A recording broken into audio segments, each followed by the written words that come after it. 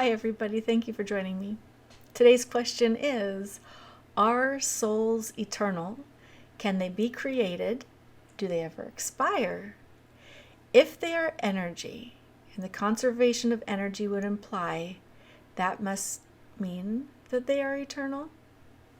So this is another fantastic question. Thank you very much for asking it. Yes, souls are eternal. Can they be created? Yes. Now, when I think of soul, I'm thinking of consciousness, okay? So I'm thinking of my overarching consciousness that I consider a symphony. And that symphony is comprised of innumerable music notes. And there's more than one symphony. So symphonies can talk to each other and they can combine and make a bigger symphony. But we're going to look at our personal symphony. And the reason why it's a symphony is because it's full and beautiful and has a multitude of different music notes that make it up. Now, our symphony can create another music note.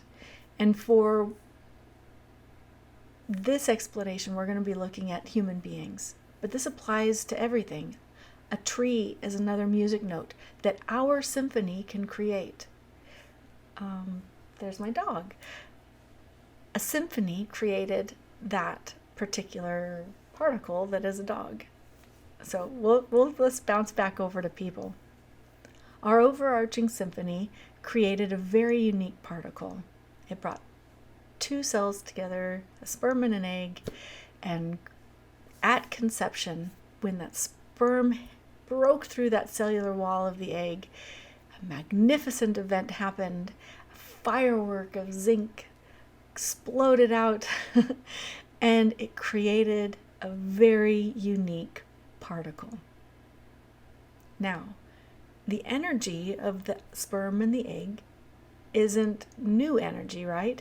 But they combined and created this, what you might consider a soul. So the earthbound soul, the piece of our consciousness. So it's not making new energy, it's utilizing two bits of energy. And this is all so simplistic. So you just have to take what I'm saying with a grain of salt. But it's taking these two things and creating a new particle, a new wave of energy by combining others. So once this life experience here is done, there's two primary things that happen. One, this body that we are housing right now, that we're moving around, is an organic creature, okay? So everything that's material on this body that we're seeing goes back into the earth, whether we're buried or cremated. This material returns to this earthbound plane. Now we have our consciousness, our overarching consciousness that is using this vessel to explore life's experience through this particular vessel.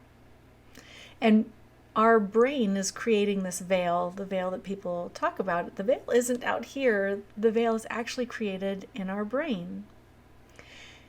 And when this body dies, our brain dies, right? And so now there's no more veil. And this life experience is whole, total, and complete. I know you guys have heard me say that so many times, but it really is absolutely stunning. It's very important. And it's this beautiful music note. And it goes up into our symphony. And it remains part of that symphony. So when I think of soul, I'm thinking of the overarching symphony. When you're thinking of soul, maybe you are thinking that the soul is this particular human or this particular person that we know, and that is the soul that is residing within there. Now, each music note has its own, we'll say, electrical fingerprint. And so even when this body is gone, if that music note happens to pass by, because we're not segregated with the spiritual realm up here and the earthbound realm right here, it's all intermingled. And it's our veil that is filtering out all of this stuff for us. But if we knew somebody, or maybe our brain is familiar with certain energetic fingerprints, and as they pass by, then we can recognize them and we can be like, oh, it's Uncle Bob. Uncle Bob is here. Or Aunt Sally. Or maybe it's an entity that lived in your house before you, and your brain sees it as a guest. And they're like, oh, somebody's here. So I hope that answered your question. Thank you very much for asking it, and I look forward to answering more. All right, bye guys.